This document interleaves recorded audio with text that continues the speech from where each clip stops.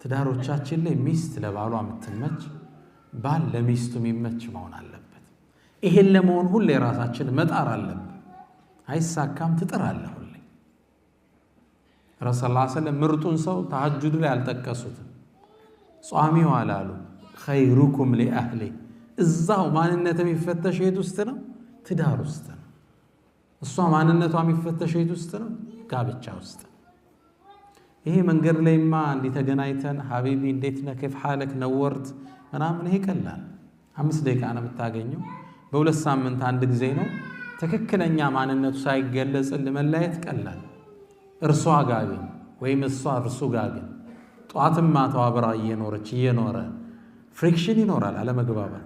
እችን ውጣ ውረድ ማለፍ የማንነት መገለጫ። ለዛ ነው ረሱል ሰለላሁ ዐለይሂ ወሰለም ኸይሩኩም ምርጣችሁ ማለት ኸይሩኩም ሊአህሊ ለቤተሰቡ ምርጥ የሆነው ዳዒው አላሉ፣ ሰጋጁ አላሉ፣ ሰደቃ ሰጩ አላሉ። እዛው ማድቤት ውስጥ ተፈተሽ